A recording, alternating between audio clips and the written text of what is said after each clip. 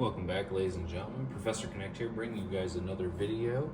Today we're going to be going over scientific notation. So, scientific notation is a great segue that bridges between a bunch of different ideas. I mean, this gets used in chemistry and physics. This can be used in pre-calculus and calculus.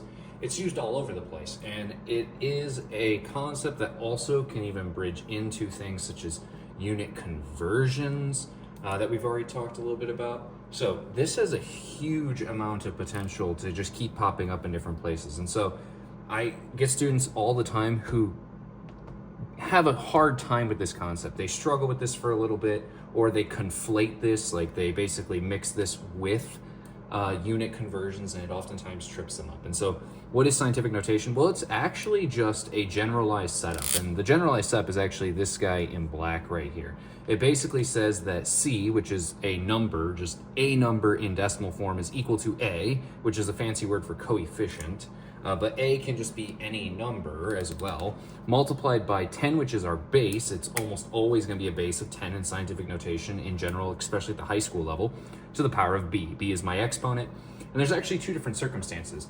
If B is negative, that usually tells us that C is small. Usually this tells us that C is small in terms of a decimal. It's actually a very, very small decimal in most cases. This guy is usually going to be that C is larger in terms of numerical value. This is not an indicator of if C can be itself positive or negative, right? A positive or negative number, but an indication of is the number going to be small in decimal terms or large in terms of just numerical terms.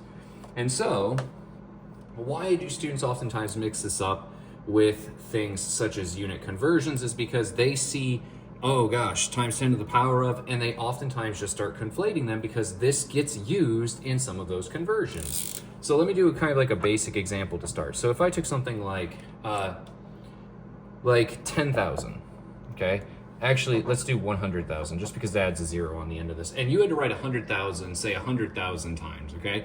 Well, scientific notation is actually a shortcut, so that we don't have to write out all these zeros, really, because this is actually equivalent to, this is basically the same exact thing as me saying 1.0 times 10 to the power of, how many spots did I move the decimal? Well, the decimal's here, so I moved it 1, 2, 3, 4, 5. So this is times 10 to the 5th.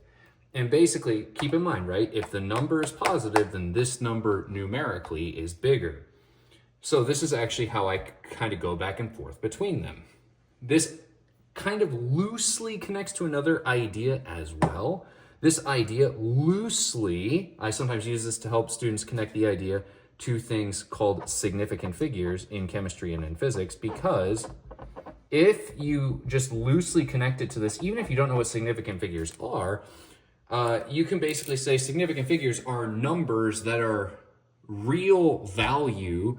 Significant figures are numbers with real value that aren't just placeholders. Like 100,000, the zeros really don't have value. They're placeholders to get to the place of the 100,000s. So in this case, significant figures would say you only have one of them, and then you have to write less because you don't see all these other significant figures. That's actually how I help students sometimes visualize this. We'll talk about sig figs at a different time, but scientific notation kind of helps connect and bridge that gap. And so when eventually a video comes out for this, come back to this video to be able to kind of re-bridge that gap. And then let me do a second example, because this is with a positive exponent. Let's do a negative exponent. So if I do, actually, let me start from the other side. So let me do 3.0 times 10 to the negative 4th, okay? So what this tells me, negative means I'm going to get smaller. Fourth means I'm going to move my decimal to the left because my number is going to get smaller, so my decimal has to move this way to get smaller 4 times. So if I take 3 and I go 1, 2, 3, 4, here's my decimal. I fill in 0, so I have to fill in 1, 2, 3 zeros. Negative exponent, smaller numerical value, okay? Notice I said numerical because keep in mind, if I made this negative 100,000, this number is also going to be negative, and that is small, right? this number could be positive or negative, but the value it holds is a smaller value. Okay, so there's two really, really basic examples to kind of get our feet a little wet with this.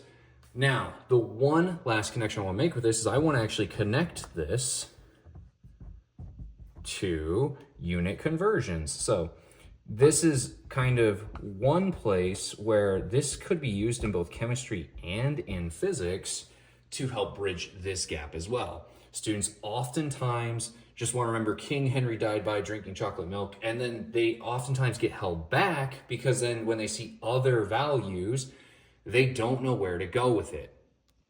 For example, if I actually look at what I have written here, I just put down two other units that can be used in unit conversions that are not part of King Henry died by drinking chocolate milk, a giga and a mega. Why did I pick these two? Because giga, right, a giga, capital G, and a mega, capital M, oftentimes get used in most people's everyday lives, right? Gigabyte, megabyte.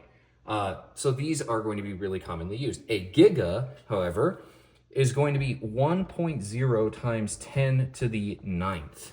And a mega is going to be 1.0 times 10 to the, should be 6th. So these unit conversions actually get used in these scientific notations because they want to use these, that way they don't have to write out all these extra zeros, right? 10 to the 6th is one extra zero from here, but then you keep going, right? And we work in terms of gigabytes and megabytes, and we have all of these things, or maybe you know of terabytes and zettabytes and yottabytes and all these bigger values. So this is actually useful because now, let's say, for example, if I do a kilo is 1.0 times 10 to the 3rd of a base unit, right? My base unit being times, sorry, that should be times 10 to the 3rd. That way, hopefully we can kind of halfway see that. So times 10 to the 3rd, it's my base unit. So for example, if I have 3,000 grams, right? I can convert this, instead of using King Henry died by drinking chocolate milk, I can say, well, okay, 3,000 gigabytes. I know that, for example, there is 1.0 times 10 to the 3rd grams in 1 kilogram, right? It's the same thing as dividing by 1,000. It just uses scientific notation. And then this gets me my answer of 3 kilograms. So hopefully you guys can see where this connection would actually be useful. I know this is a very brief introduction of this topic, but hopefully you remember negative exponent usually means that the C numerical value gets smaller decimal-wise. If C is positive, or sorry, if B is positive, C gets larger decimal-wise.